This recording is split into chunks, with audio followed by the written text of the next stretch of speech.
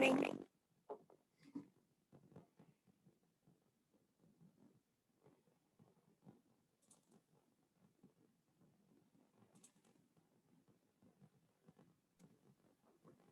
Hey, Kelly, good morning.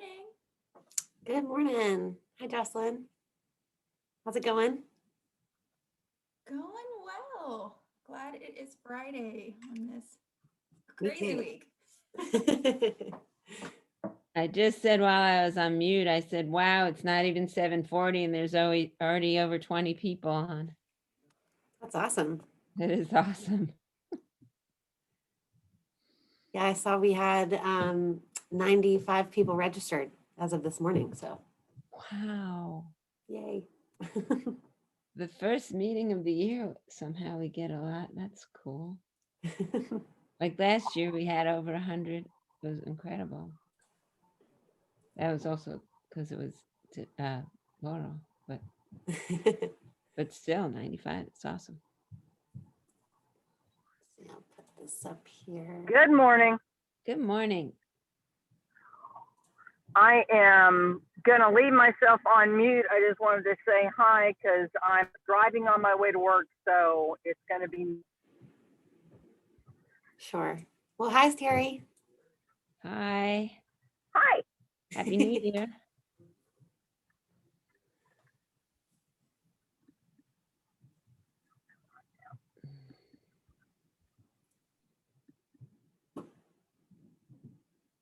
Where did my thing go? It's too early to be driving. Hi, Karen.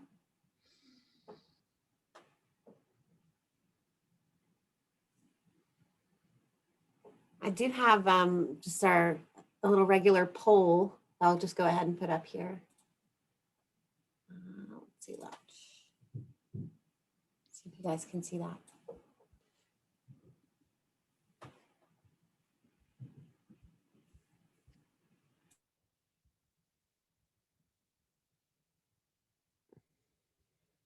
Hi, Karen.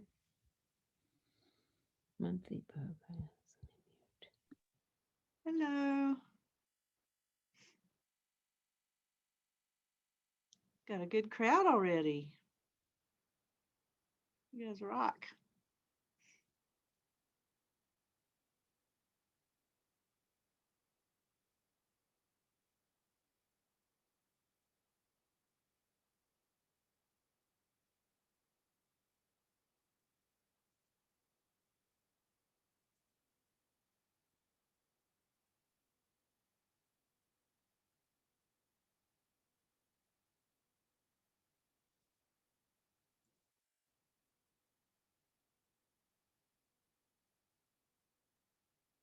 Okay, I gotta say number 5 is a trick question. I'll put it this way. I'm suspicious that number 5 is a good trick question.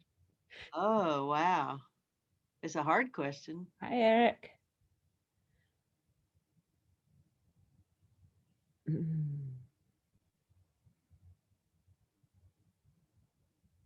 Number 4 is a hard one for me too. I don't know.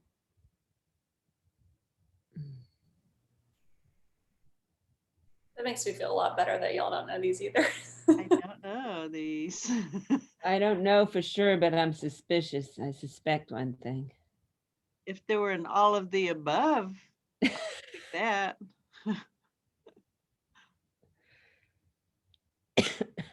Excuse me.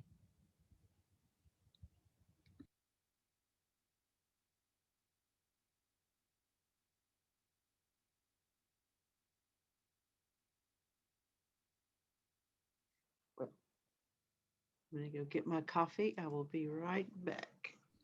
Or maybe we could write in something. Just kidding.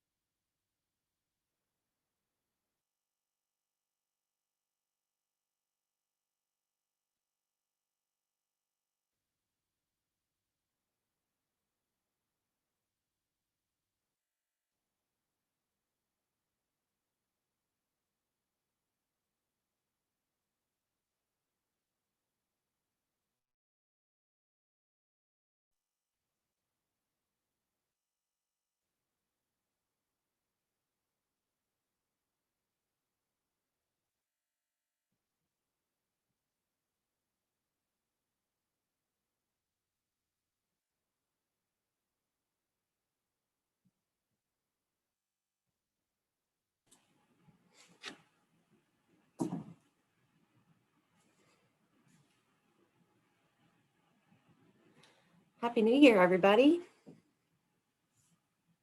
2021.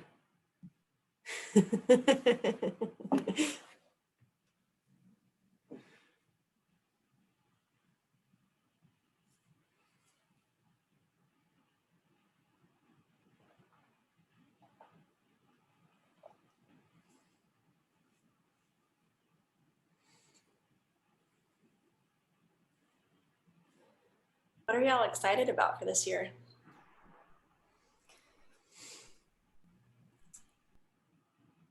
Oh, so many It's things. a new year. Change in politics. Possibility. Possibility of what? Any and everything.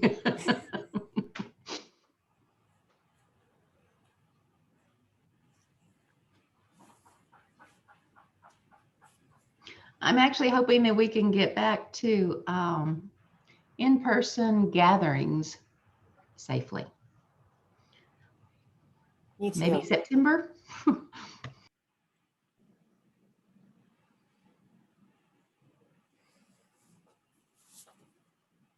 Yeah, I think there's a lot of things to be hopeful for in 2021.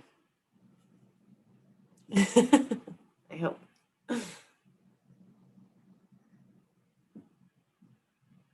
You hope that there's things to be hopeful for. I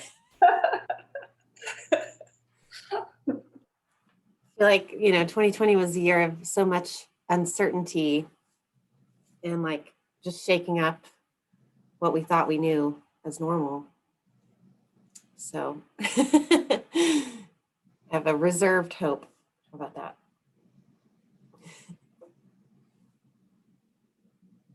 Yeah, it seems kind of safe to assume that there'll be less uncertainty, but now I don't, I don't know.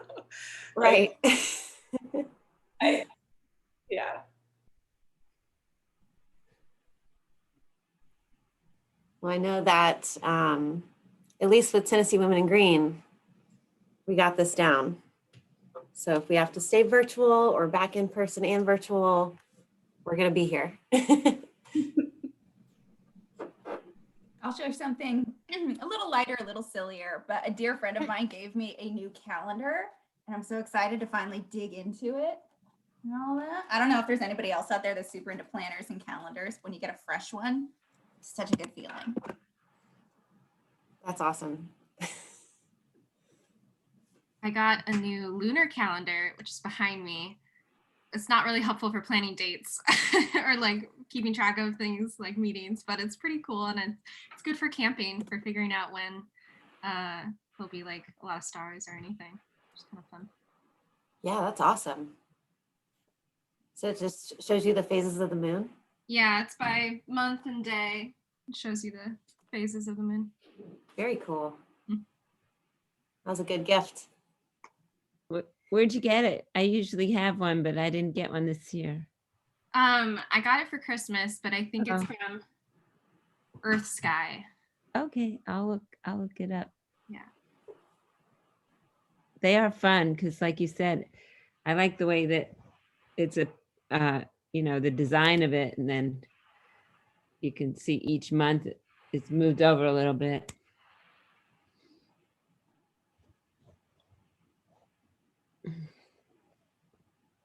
So I see in the poll so far, we've got 8 people who have said that this is their first meeting. Wow. Yay. Welcome. Welcome. I said first, but it's really my second, but there wasn't an option to say second. That's good. So I'll welcome Alex and Janie Lynn. I spoke to you this week, and thanks for coming on. And good to see you in person. Well, Yeah. virtually.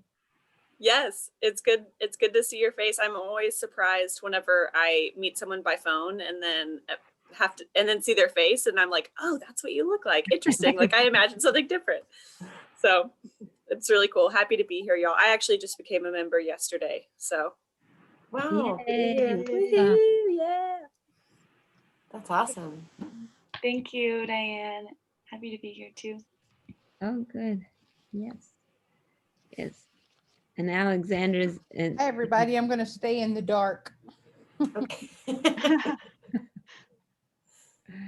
It's your prerogative. Alexandra's also in Sierra Club, and she does the program meetings, and you'll see maybe in the announcements there's an interesting program on foodscapes, national foodscapes next Thursday night. What is that about? I guess we'll hear more, but Yeah, Nashville Foodscape. Well, it's with the Nashville Food Co-op that's coming. I'm sorry, I said it wrong. Sorry. Yeah, no, it's fine. But they're like getting started, so we're trying to kind of get the word out, learn about them, and have them teach us some things about what community co-ops can do. So it'll be next Thursday at 7. Yeah. If you have a link, can you put it in the chat? Yeah, for sure. Grab that. And welcome to Cliff Ewing, a new member. And I'm sure Renee will introduce our board members at the end, but hi, Elaine. I mean, Renee. Hi, Elaine. Good to see you. Elaine there? Ah. Where's Elaine?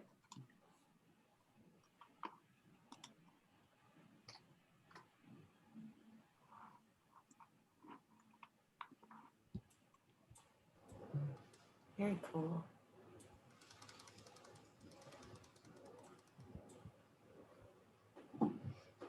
Yeah, Cliff, I'd like to hear more about the Nashville Living Future Collaborative sometime.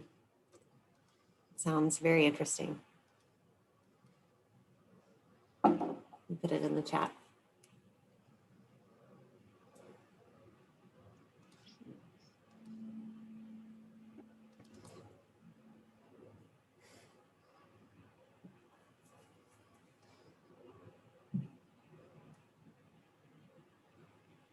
Oh, awesome.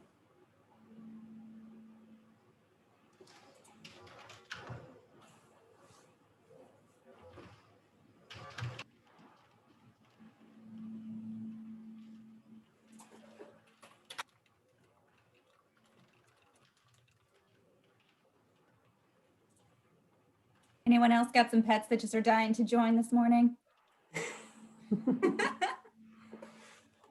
Got a little cat in the window. Aw.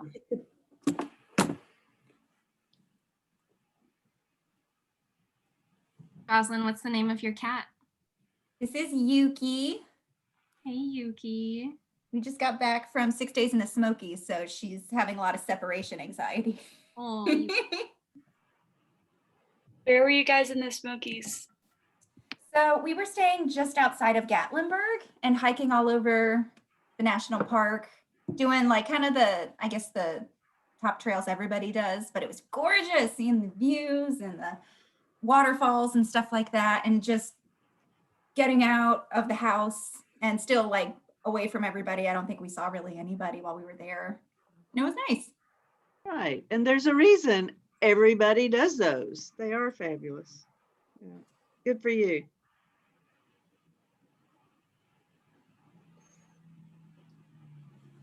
So Kelly, what's your cat's name? That is Doobie. he's a cute one. My husband and I we adopted a dog on New Year's Eve named Rosie, and I can hear her upstairs getting a little whiny. Cutest thing ever. I just can't believe it. She's so cute. She's a little terror. Where did you adopt her from? Tell us, what's her personality? What's her favorite color? Yeah, she seems really sweet, very calm. But we got her in Cookville at this rescue called All About Rescue and Fixin', AARF. But they seem really great, and they got all the shots and had her spayed and everything. And I think she was on her adoption paper, it said that she was abandoned with her siblings and mom in a shopping parking lot. So I don't know who would do that, but My gosh, I cannot imagine. it's cool that there are organizations out there that are rescuing them and trying to take care of them and put them in good homes. Hey, Kelly, I have a question. It's Sarah Smith. I'll come on board in a minute, but what was the name of that organization again in Cookville? Sure, AARF, All About Rescues and Fixin'. So it sounds real Southern. That's wonderful, because I'm here in Carthage and there are several people who have asked me about that. So I'm going to pass that along. Oh, great. Yes. Do they take abandoned cats also? Is that what you're saying? Or I'm not sure about cats. I would think Okay. so. okay, I'll check it out. Thank you. Yeah, Very they were good. really great to work with. Okay. Awesome. Any news on Turnip the Turtle? Is Leah on? No, I didn't see her yet. Oh. I think they've been posting the turtle on their Instagram. The rescue organization sounds like he's recovering quite well, so that's good. I can't think of the name of the organization. Do you remember, Diane? It's not Nashville Wildlife Conservation. Thank you, Kim. You're welcome. I'm friends with the owner. She's amazing, or the woman who started it. And they take in all sorts of wildlife. She has opossums and other animals too.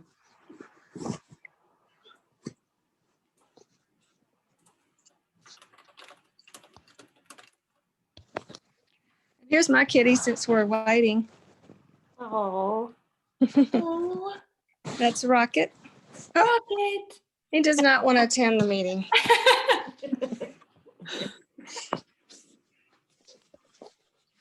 That's funny.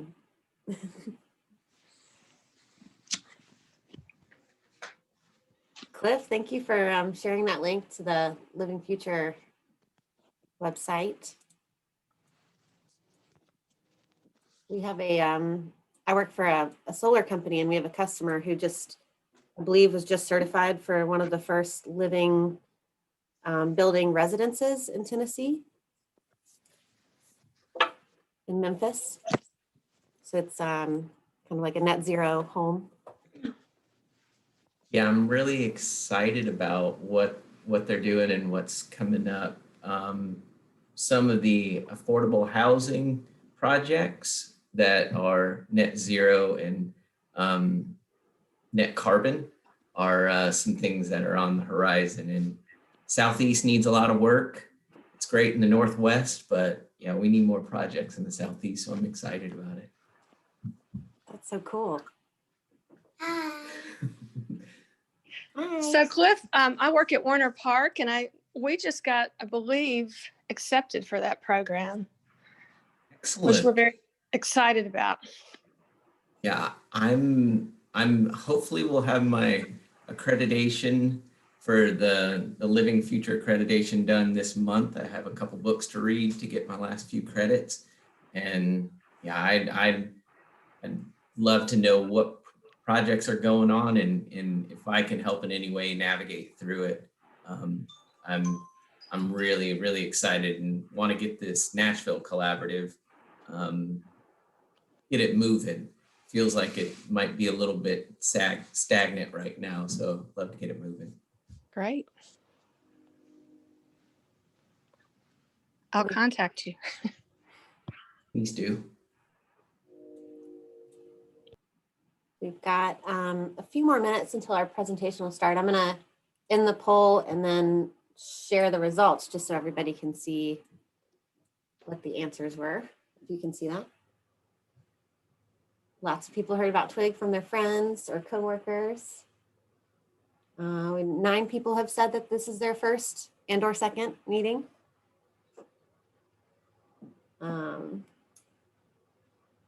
Most excited about the monthly programs, but lots of excitement of everything else. I really hope we get to have Dragon Boat this year. So the #1 contaminant in Metro recycling is, as you guys guessed, plastic bags. Food waste is a big issue. I also was surprised garden hoses is a real big problem. I didn't know that. And then, so I'm not positive if this is right, but I mean, I saw this as of 2018, the number one recycled material in the US was concrete. Does that sound right? Saw it on the EPA website. And then in the world, steel is the most recycled material. Maybe you'll learn more about it during my presentation. Perhaps. Hi, Allie. Hello. I decided to go with a very relevant background here. Awesome. Love it. It's not a very well sorted dumpster. It could be better, but That's why you're here.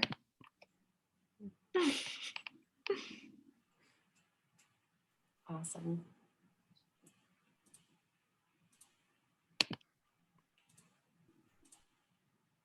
Is there any more recycling trivia? Diane, did you have, what you were saying about Tennessee's most recycled?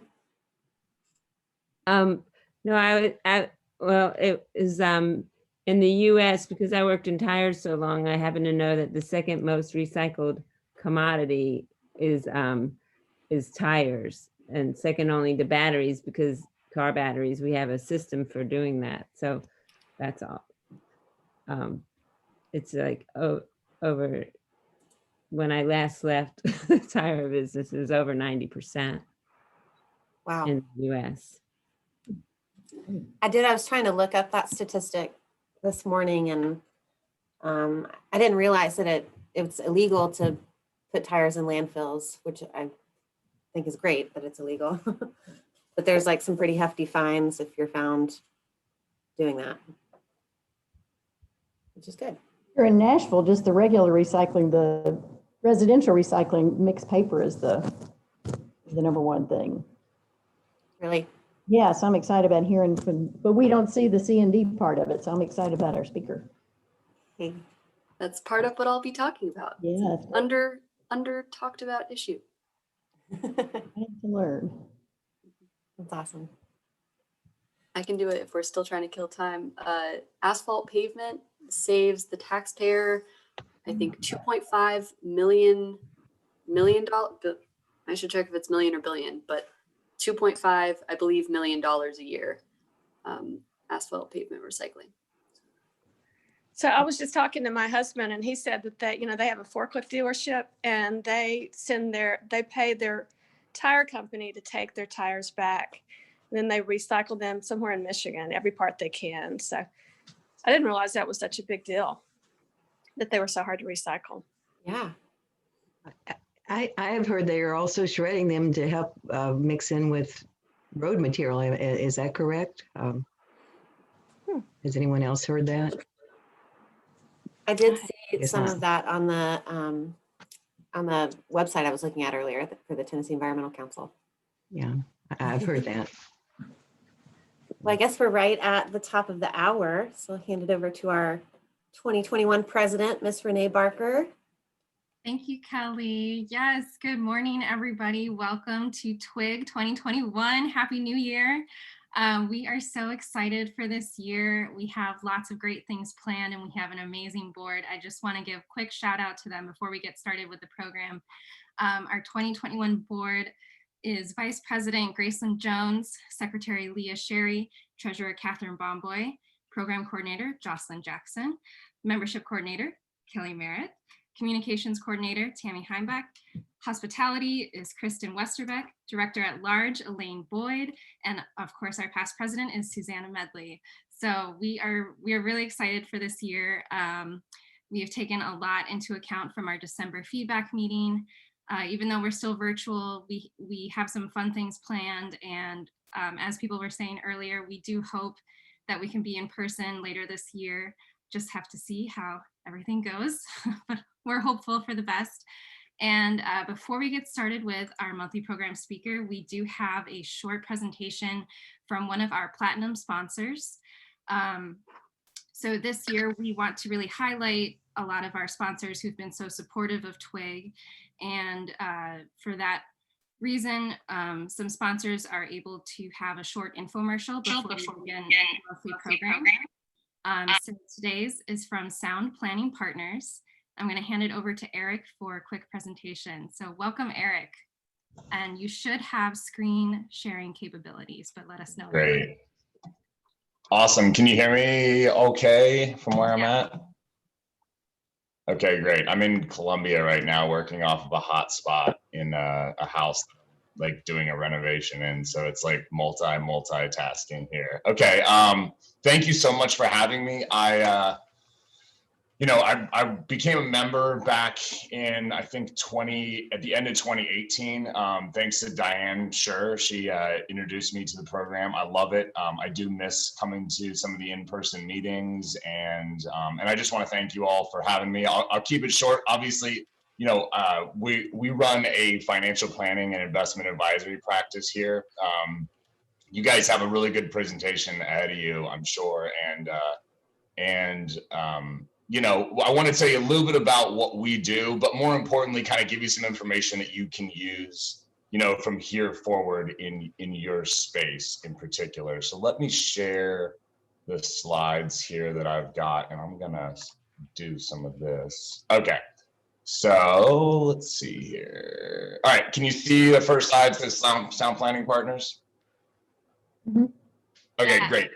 Awesome. Okay. So we are a local investment advisory firm. We highly focused on sustainable investing and impact consumerism. So a lot of financial advisors out there, a lot of us are playing from the same playbook as far as like the type of investments that we use with clients, but there are some advantages to working with an advisor that knows how to navigate the sustainable investing world. And there's a lot to that. After this, I'll be dropping all of the links and sort of resources in the chat little by little for some of the things that I talk about. So I've only got a couple minutes. I want to get through some of this quickly. But first thing is independent. What does it mean to like work with an independent advisor or work with an independent advisory firm? And the biggest deal is how an advisor is paid really can indicate the type of advice that they're going to give to you. So working with an independent advisor, if you have a financial advisor, the question is, are you independent? Do you work with an independent broker dealer?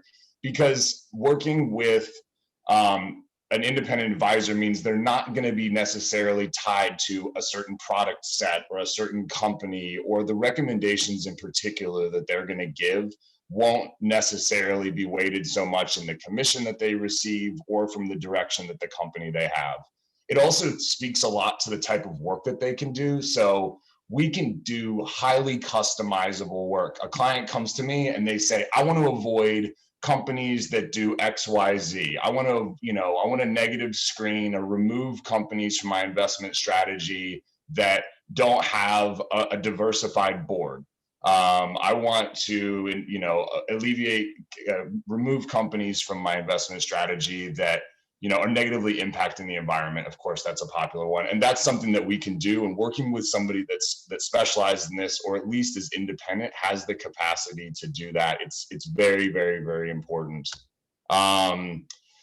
Sustainable investing, this is a big thing. And I'm happy to talk to anybody offline about what this means and how to work it into your portfolio, some ideas. But like the big thing is I speak to this, it's about not only doing good, not only doing well with your investments, but you're doing good in the world. So we can't control what the stock market does. We can't really control the direction that things move on a day-to-day basis. But what we can do is decide that we're going to back companies by investing with them that share our values. This is important. And as technology advances, it's getting easier and easier to really get a focus on this.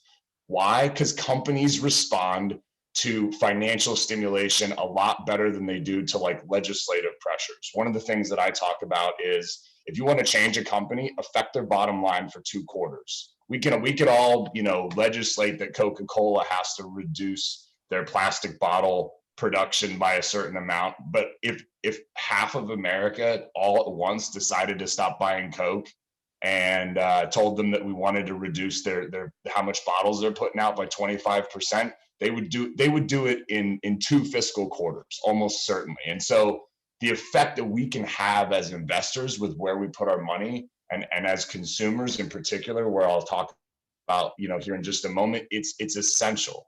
So how do you do it? Talk to your advisor. There's a program website called USSIF.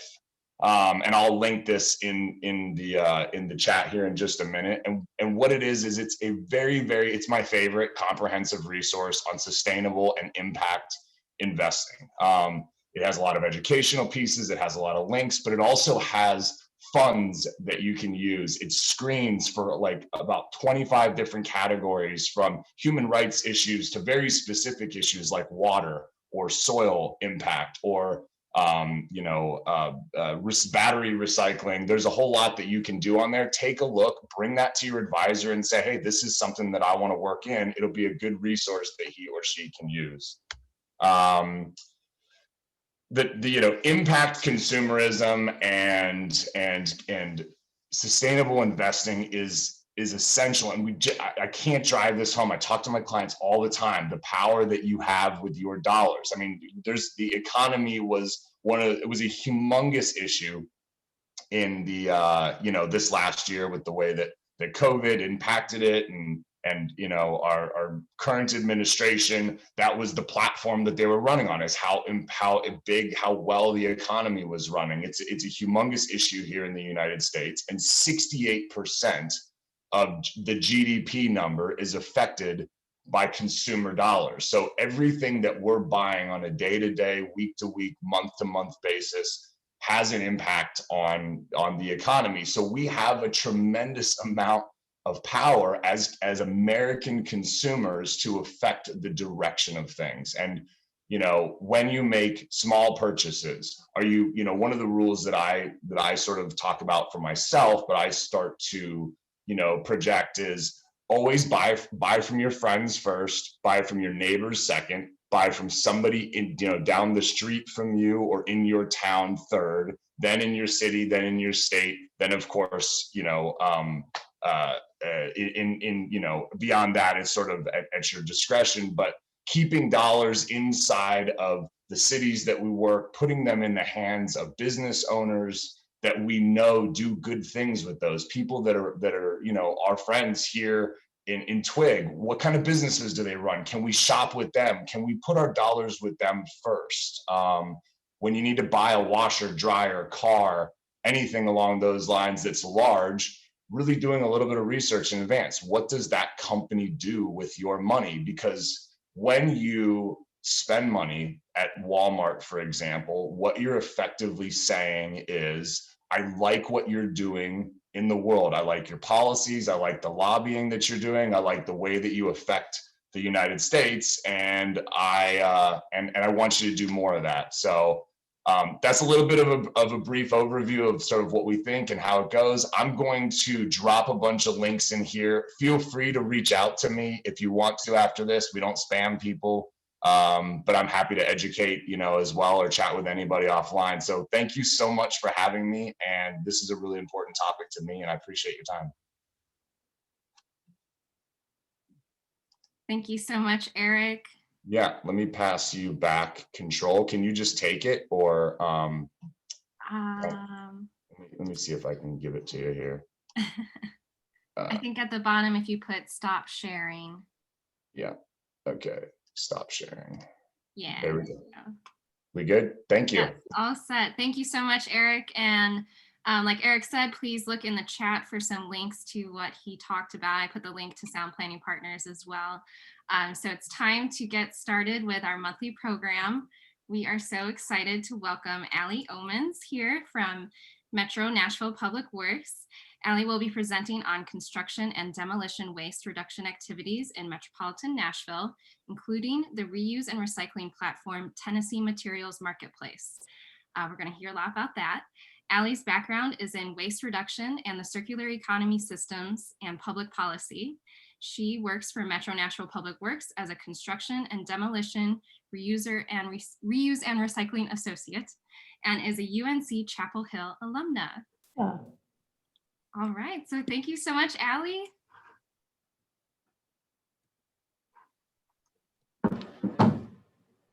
It's working, we can see it. Great. Hello and good morning. Thank you so much for having me here this morning. So you can see my slides okay, I'm assuming? Yes. Yeah, cool. So as Renee said, I am here this morning to talk with you about construction and demolition, or C&D, debris in Nashville and efforts to reduce, reuse, and recycle it. In terms of an agenda, I'm going to start with a bit of background about how I came to be working in C&D and my general interest in waste management and sustainability, and then move into some information about construction and demolition, both in Nashville and across the United States. And then finally, a program that actually puts some of these efforts into practice, the Tennessee Materials Marketplace, and hopefully have some time at the end for questions. I'm gonna start by taking us back to roughly 7 months ago when I graduated from the University of North Carolina at Chapel Hill with degrees in public policy and environmental studies. I spent a majority of my time at school really interested in waste management and different material streams and kind of how those come to be around us and how we interact with them. And a majority of me was feeling very excited to be graduating, and I'm so fortunate to have even had the opportunity to go to UNC. I'm originally from San Diego, so I made the jump all the way over to North Carolina, and it is part of what led me to be in Nashville. But part of me was definitely feeling like this bottom image of graduating virtually and generally confused about where to take my career from there, being right during a pandemic. But I had to focus on what I knew would ground me, and that is my love of waste, or my love of hating waste. I am just really fascinated in how our economic system allows for waste in a way. It's something that is almost a failure of not accounting for economic externalities. And a quote that I really love from Pete Seeger, it's actually in a song of his called "If It Can't Be Reduced." You'll have to look it up. It's really fantastic. So if it can't be reduced, reused, repaired, rebuilt, refurbished, refinished, resold, recycled, or composted, then it should be restricted, redesigned, or removed from production. It's kind of a mouthful, but it's fantastic when he sings it. And that's really, that really captures my, how I would say, like my guiding source for what I want to do both personally and professionally. Again, waste is just something that it wakes me up in the morning and it keeps me up at night, but it's, yeah, I am very happy to have found where I think I can enact the most change. But knowing that I wanted to work in waste and then actually finding the industry that I was going to work in were two very different experiences. Now I'm here working as the Construction and Demolition Reuse and Recycling Associate at Metro Nashville Public Works. And out of all the waste streams that I thought I would be working in, C&D and the built environment was not one of them. And I think that that is a product of, it's just not an issue that we talk about enough. And I hope that I can leave you at the end of this presentation with just more excitement about C&D and the built environment, and more, hopefully more questions, because I'm still learning a lot. And I also want to note that Metro Nashville Public Works does, they do waste management and waste reduction, but they also do like sidewalk management and roadway management. And it's been a great department to be a part of. So if you don't know about Public Works, you should go look them up. I want to start us with a bit of C&D 101. If you have zero knowledge about C&D at this moment, I organized my presentation around you, so don't be frightened. We'll walk through it together. Some common C&D debris that's seen on a job site are these materials pictured here. Things like rock and OCC, which is old corrugated cardboard.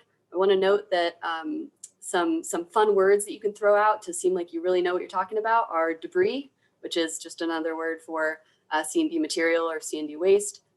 Debris is a word, and OCC is a word for cardboard. Makes it seem super cool. And masonry, which is brick and concrete, and then some salvaged materials like windows and doors.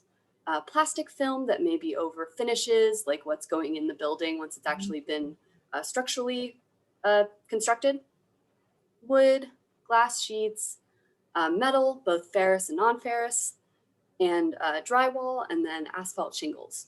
And these materials are all very energy intensive to produce at the beginning of their lifespan. So it's really important that we keep these materials in the loop. On any job site, kind of on average in the US, 97% of the material that's being generated as debris is typically recyclable. And that's really incredible to think that then this material is ending up somewhat in the landfill. We really want to keep this material, again, in the loop and be reusing it because it's so, again, energy intensive to create, and it's good to use material in multiple lifespans. I like to call this slide "Oh, the Joy of Contamination," and it's mainly to poke fun at my colleague Jen for having had to dig through all of our curbside recycling bins to do a waste audit. And these are things that she actually found in our bins. So she could probably go off on a completely separate presentation on all of the contamination that exists in curbside bins. But I want to use this opportunity to explain the difference between C&D and MSW. So MSW, or municipal solid waste, is household waste. It's what goes in our curbside bins. C&D, on the other hand, they go to two separate landfills because MSW reacts in a landfill. It needs to be, the landfills need to be really well lined so that the material that is reacting is not leaching into soil systems or water systems or anything like that. C&D materials, on the other hand, are mainly inert. So that means that they don't react in a landfill.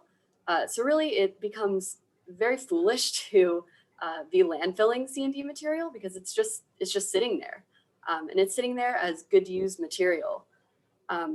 So again, the difference between C&D and MSW here in Nashville, our C&D landfill is called Southern Services, and it's owned and operated by Waste Management, and it's off of Ashland City Highway if you want to take a drive by it and see what our C&D landfill looks like.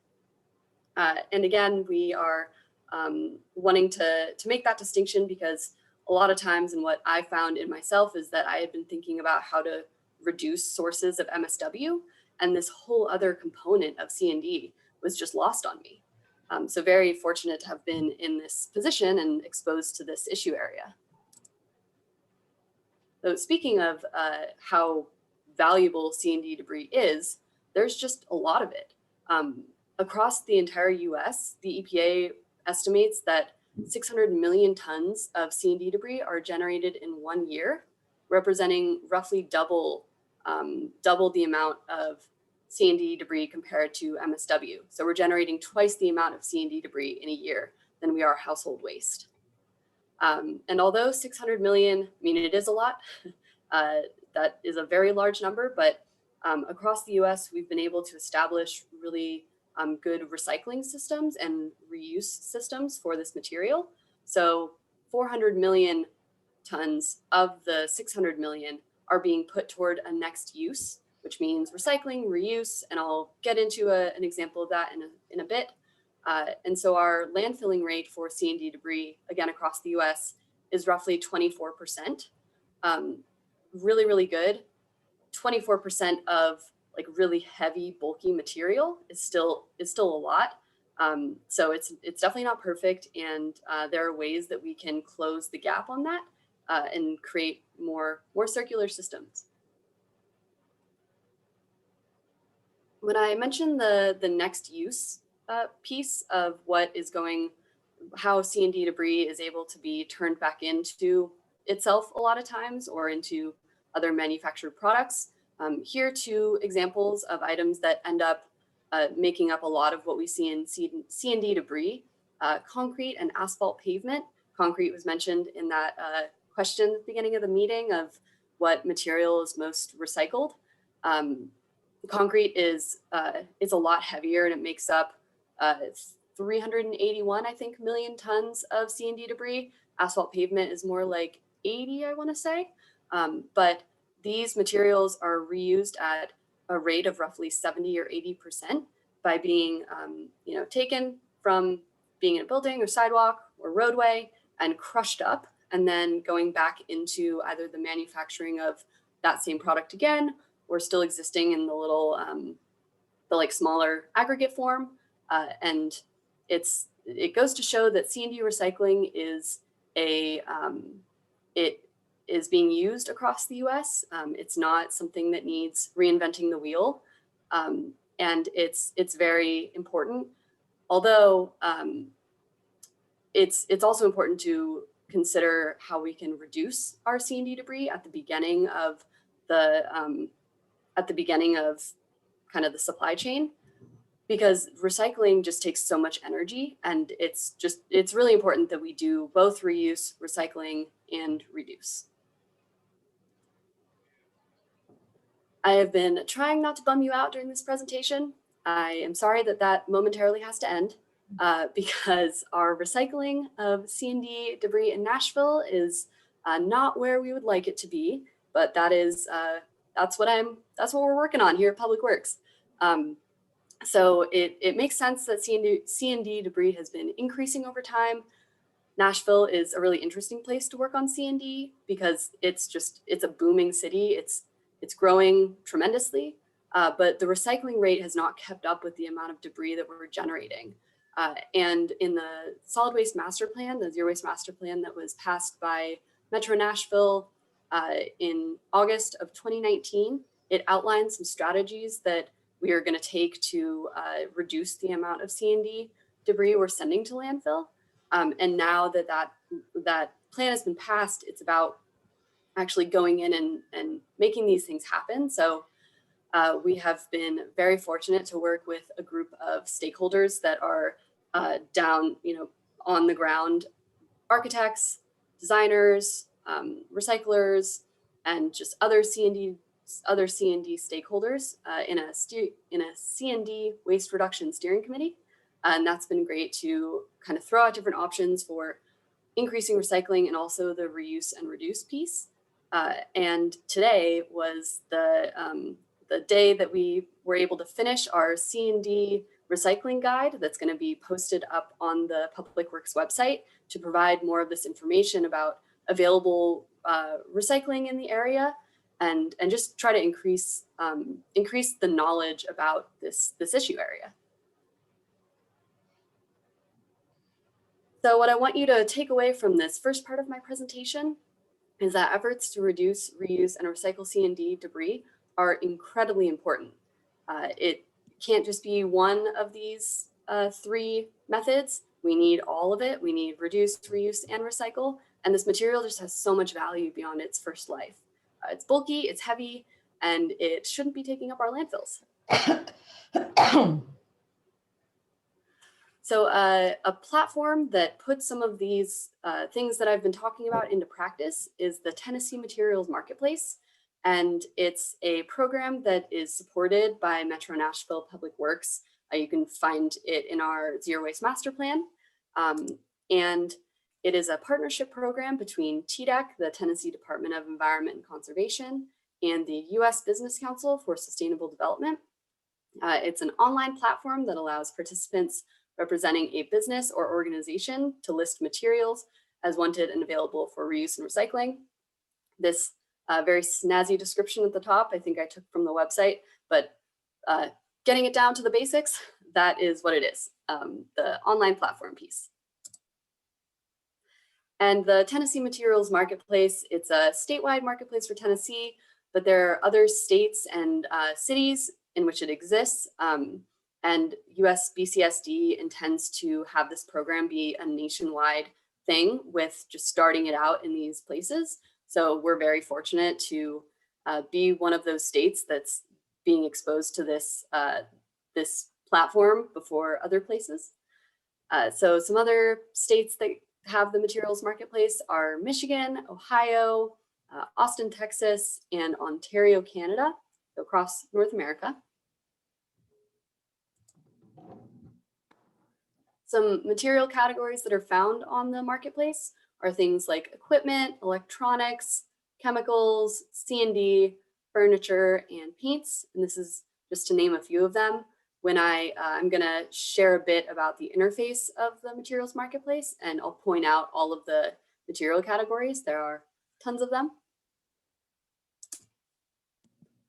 And to highlight the Tennessee-based opportunities, or just the way that Tennessee has used the materials marketplace thus far, the Tennessee Materials Marketplace is one of the newer marketplaces. So it was established in 2017.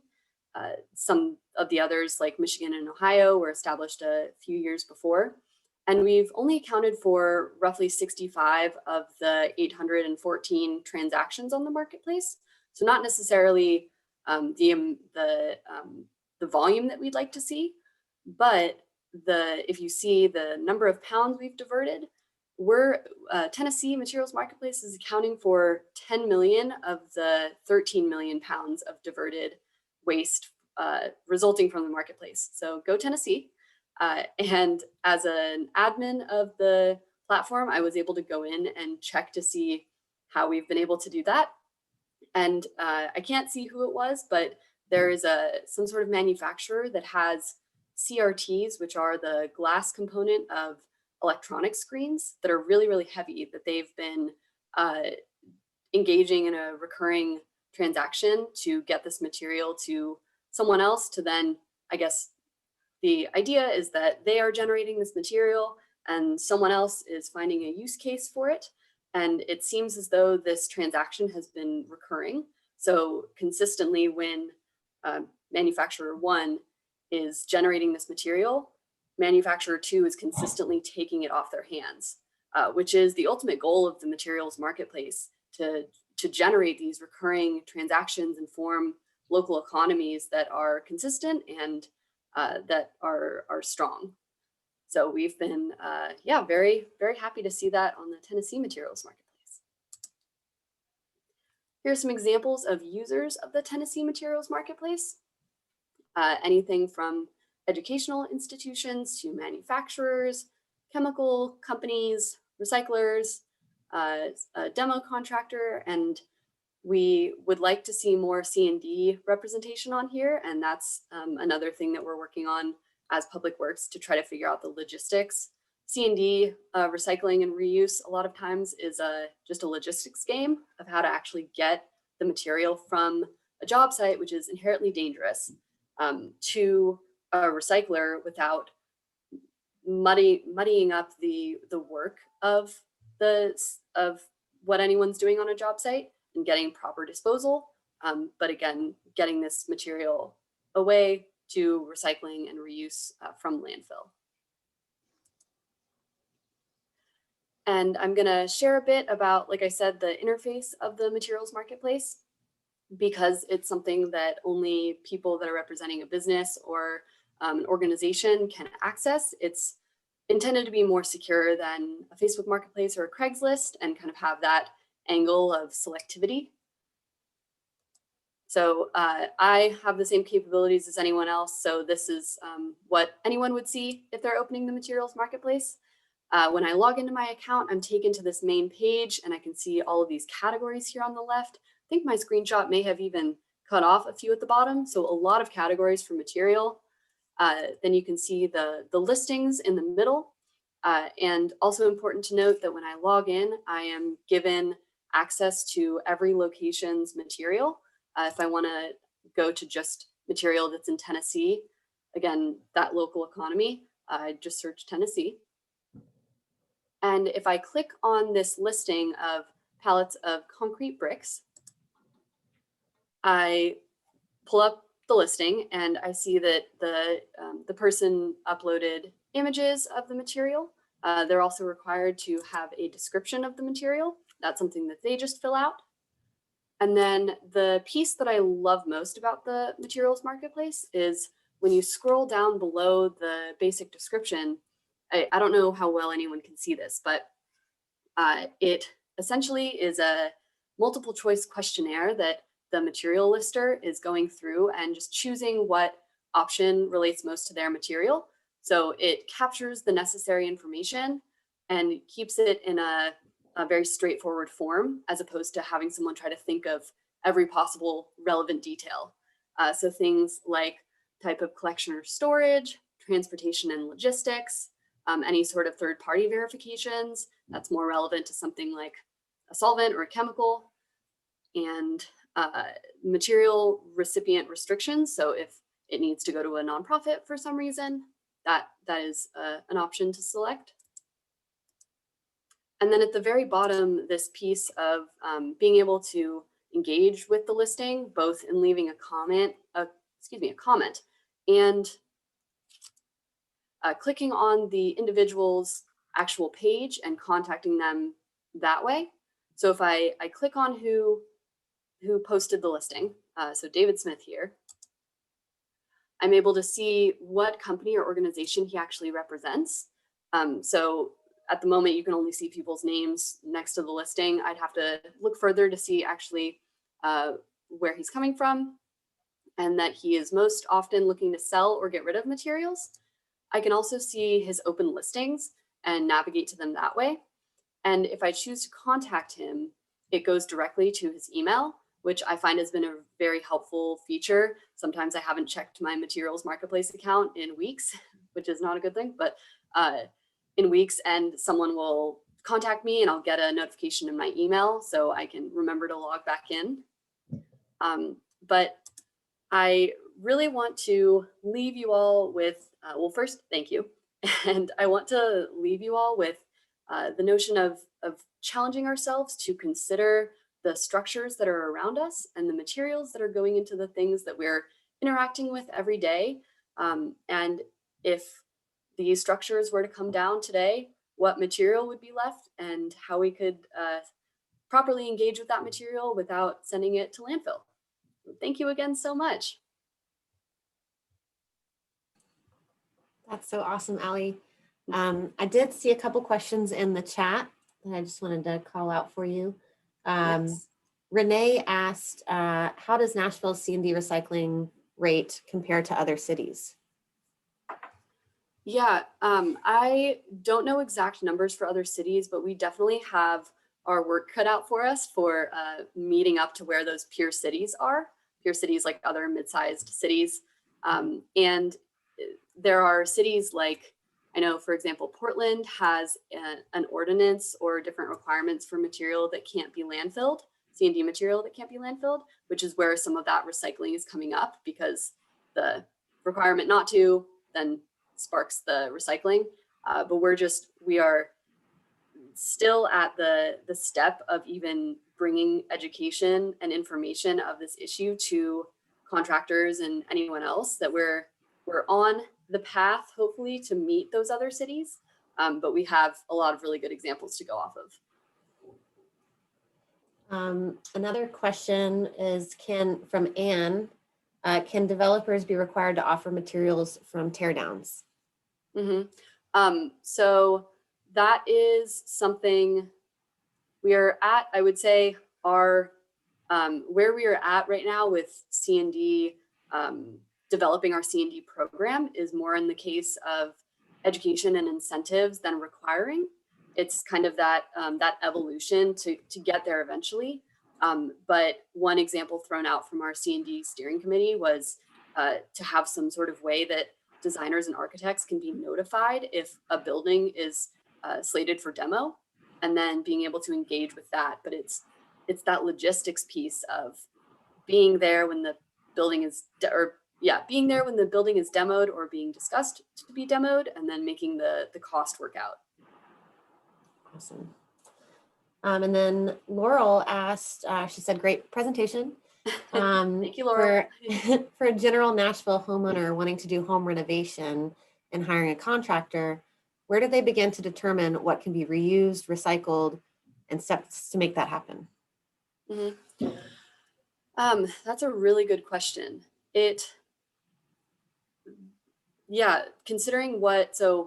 Considering what materials are going to make up the debris that's generated from that home. So if you're demoing or you're remodeling a kitchen versus versus like a bedroom, it's going to be just different material makeup. and contracting with a general contractor or someone that has a history of navigating recycling on a job site or through a C&D project. And there are great resources like some salvage companies here in Nashville. There's Preservation Station, Habitat, Restore. I'm not thinking of I know Turnip Green has some. I've noticed some home remodeling stuff in Turnip Green and thought I would love that for my home remodel. But yeah, it's also all about, again, contracting with the people that are going to be able to help with navigating recycling if they've had experience in doing that and doing it here in Nashville. Awesome. Anna, I see that you've got your hand raised, it looks like. Do you want to ask a question? Oh, you're muted. Thanks. Hi, I just wanted to talk on this point. My name is Anna Caro. I'm an interior designer and my firm Motive Interiors focuses on sustainable design. And I know Giselle Newman's on here as well. She's a veteran interior designer.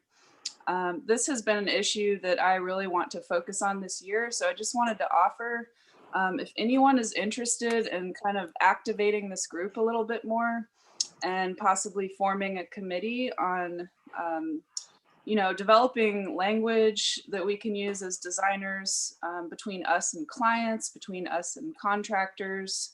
I would be really interested in starting more of a focus group through TWIG to kind of talk about what we can do from more of an activism standpoint and actually have some change on this issue. Because as designers, when we specify products and materials, we can control that, but there's so much of our business where the contractor and the renovation process itself is affecting the footprint of our work. And this is something I'd really, really love to focus on this year. So please message me or email if you're interested, and maybe Allie could get in on this too. Just wanted to throw that out there. That's all. Yes, Anna, I would love to talk with you more about this. It's been so great to have our C&D steering committee, our C&D waste reduction steering committee out of Metro, because it's allowed us to make connections between architects, contractors, everyone else that's in on this game and try to figure out some real solutions. And it's going to take, I was just trying to make a list of all of the things that have been brought up in the steering committee as ideas. And it's like this long for, we are not where other cities are, which allows us to have a lot of opportunity. But sometimes it can be a little overwhelming to think of doing that all, like, not myself, but yeah, doing that all as a small group of people. So the more people involved, the better. I will definitely be asking for your email after this. Okay, meeting. Wonderful. Kate Culver, I see you've got your hand up. Good morning. Thank you, Allie. That was really inspiring, and it's so nice to have people get involved in environmental issues that are not glamorous, right? That are not, like, woo. C&D is pretty glamorous. I don't know. So thank you for that. I am an architectural designer and also a permaculture designer. And that's really where my heart lies, is more in the sustainability aspect. So I'm just curious, is the marketplace, is its focus mostly about just landfill reduction and not so much, we talk about recycling elements like asphalt, but we know that asphalt's a horrible thing for the air and the water. So, just recycling it, is that really the answer we're looking for? What kind of steps are being taken to change materials as opposed to just divert them? Or is that not your job there?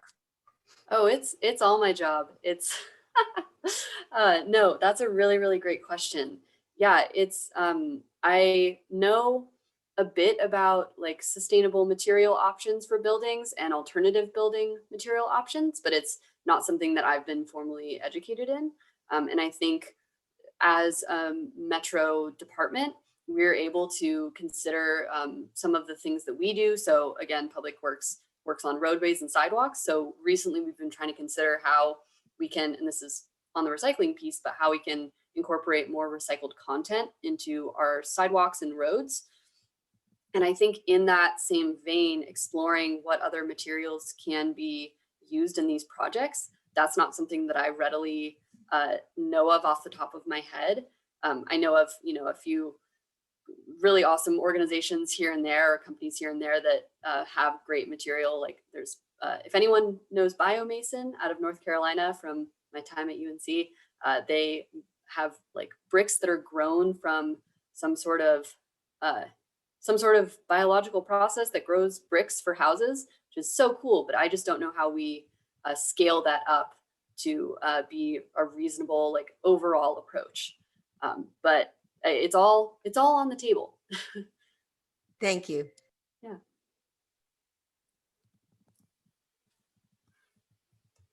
Anymore? I haven't even opened the chat, so I'm afraid to open it. But Kelly, I think you're muted if you're talking. Sorry. I was. I did see a question from Alexandra. She said, "This is awesome. Do you know of avenues being used to share information about C&D dangers and alternatives with contractors?" Alternatives with contractors. I think I need a bit more information on the. I was just wondering, like if education, like how that education is going to just connect them to that information. Yeah, it's going. No, I think I mentioned this, but today we finally finished up our C&D recycling guide, which is going to be part of the broader effort to inform contractors and just other C&D folks about recycling options and the importance of reduce and the reuse piece. And so we, in the new year, or in this year now, we are going to start doing some webinars, and we're still trying to develop those, but webinars for all of these people to join in on to learn about what we are going to start encouraging as Metro. There's a piece of, and this could be a whole nother presentation, but starting to require a waste management plan by these people that are applying for permits for buildings. So having them at least think through the different streams of waste that they're going to be developing. Yeah, so it's the education is very much going to be a focus of 2021. And yeah, if anyone has any ideas, we are all for any idea. So right now it's the Zoom webinars, because unfortunately nothing in person, and just more outreach, more educational components of case studies, different best practices.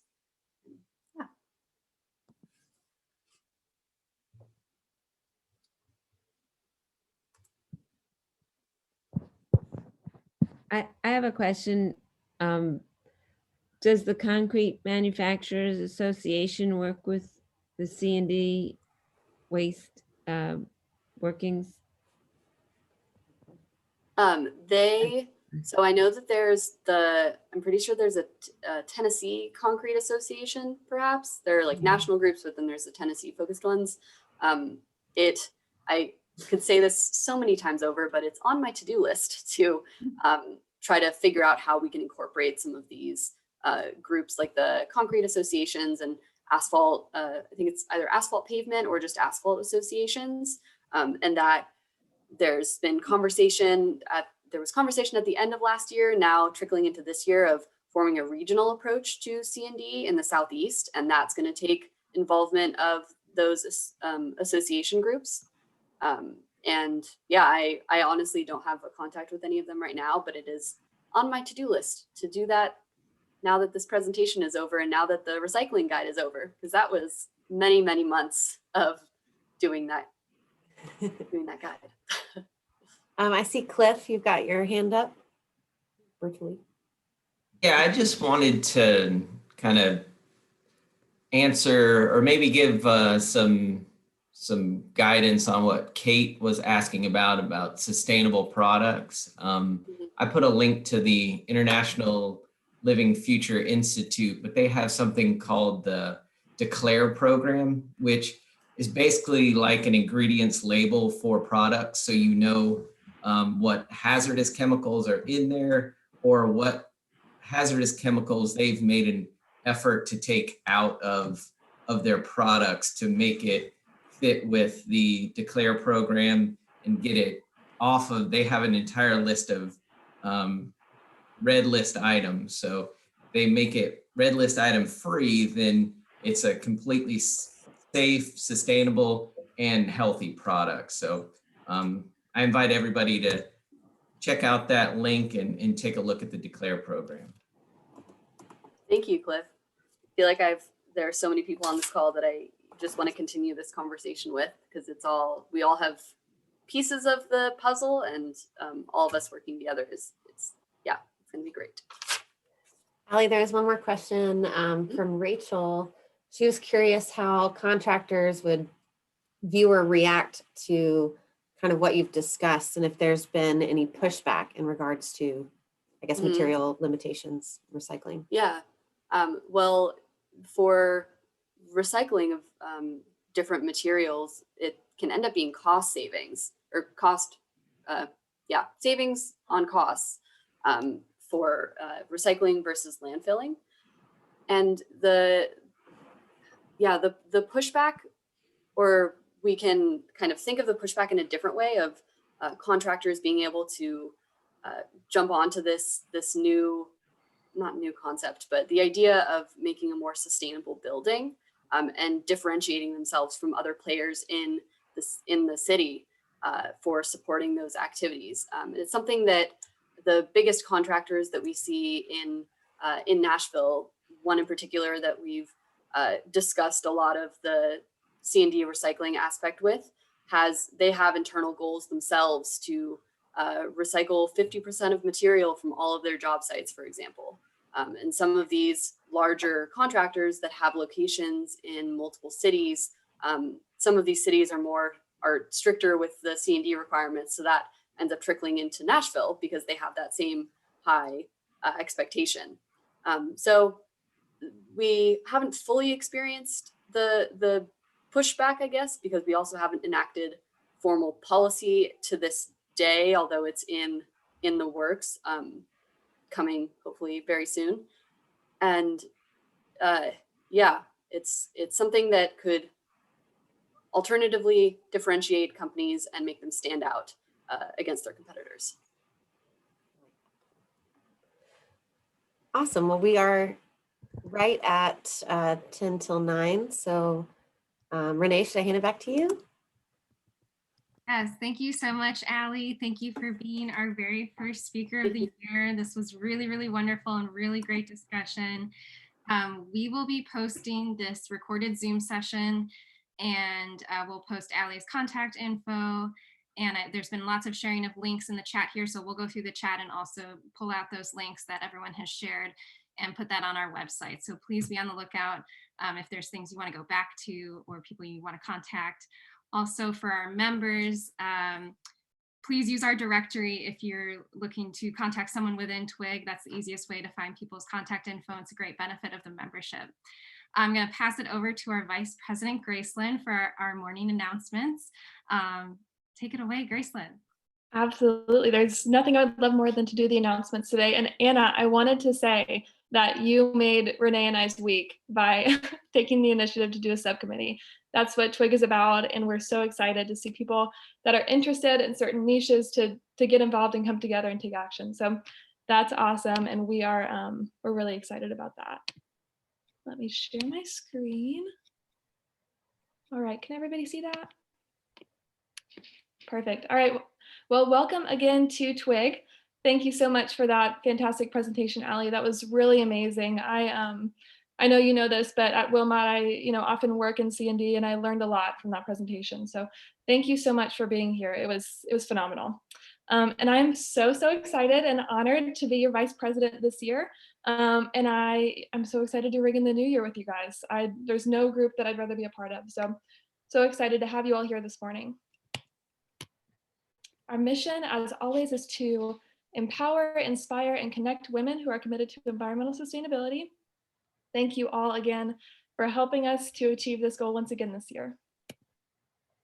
huge shout out to our sponsors. We could not do this without you. Everything we do pretty much at TWIG is fueled by our sponsors. So we're so thankful for each and every one of you. Go out and support these businesses. They're great.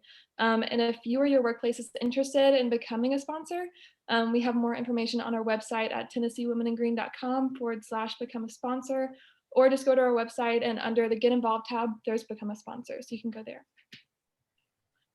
Our new and renewing members. So I see a lot of new faces and a lot of familiar faces here. So if you have renewed or started your membership with TWIG, thank you so much. If you're new to TWIG, please don't hesitate to reach out. It's different as it has been for the last 9 months, but we can't hug each other and we can't introduce each other to new people. So use the directory that's available to you as a member through our website. Reach out to anybody on the board for a virtual coffee, an intro call. Yeah, please feel free to reach out and connect. That's the purpose of TWIG, is to connect women. Upcoming TWIG events. So Saturday, January 16th, we have our New Year virtual hang. We typically do like a little mixer for New Year's, and this year it will be virtual, no surprise. So we're looking forward to ringing in the new year with you all. On Thursday, January 28th, we have our TWIG virtual movie night sponsored by Patagonia. It will be a $5 donation, and the info will be in next week's newsletter, socials, and website. There will be a random drawing to win Patagonia gear. So that's a pretty good incentive to spend time with us. There'll be some really good stuff in there. So the movie is Public Trust, The Fight for America's Public Lands. It's an interesting film. It's a film that will get us talking about different subjects and how we feel about different things. So we're really looking forward to that. And then Friday, February 5th, we have Gina Latendress, from the American Pearl Company. That is a company that is near and dear to TWIG's heart. So we're really looking forward to having her speak next month. So that will be on our website shortly. The registration link, thanks to Anna Petronella. She is one of our amazing members who donates her time to help us out at TWIG. So we're really thankful for her. And all of these events in this slide and in the next slide will be on our website on the community events calendar, as well as our Facebook. Upcoming community events. On Thursday, January 14th, Sierra Club is having a virtual January program with the Nashville Food Co-op. I believe that link is in the chat, but we can reset that. I think it was at the top of the chat. On January 16th at 10 a.m., Lightwave is having a solar webinar on battery storage. That's sure to be really interesting and informative. On the 26th at 6 p.m., Urban Green Lab is going to teach us how to save food and waste less in Nashville. And again, all these events are on our community events calendar on our website.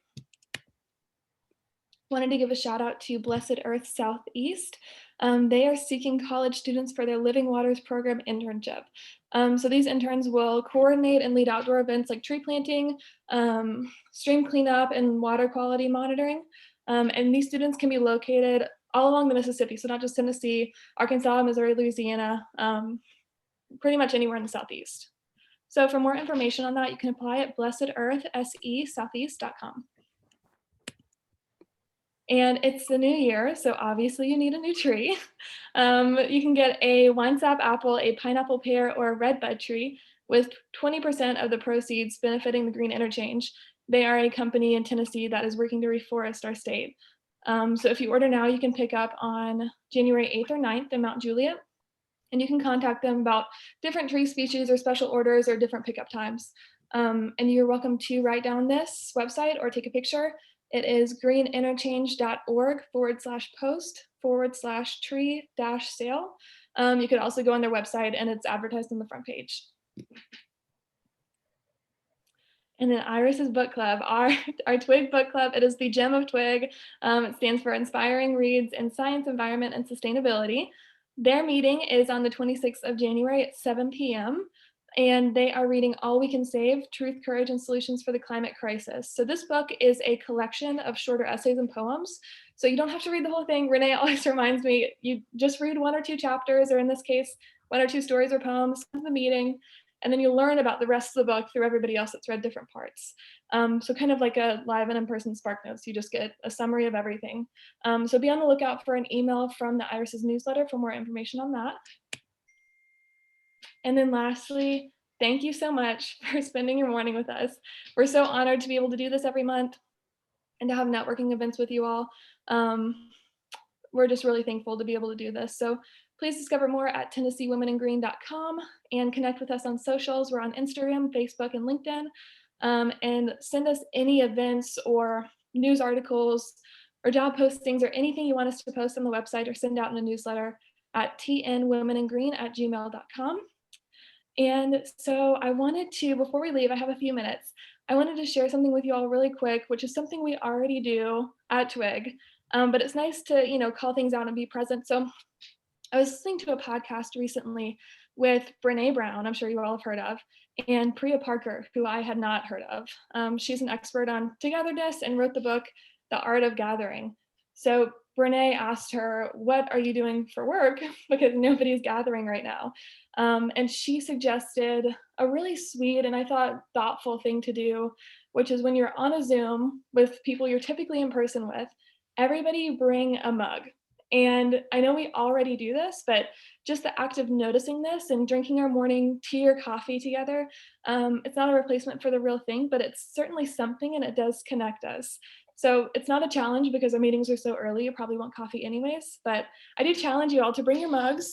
I've got mine. And this is a way to, notice the little things and be present with one another. So y'all have a great rest of your month, unless there's anything else. And thank you so much for being here. Thank you, Gracelyn. You're welcome.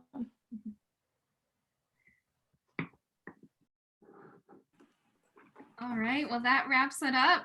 Great first meeting, everyone. Yay! Happy New Year, y'all. And Happy New Year. Happy New Year. Okay, thank you, everybody.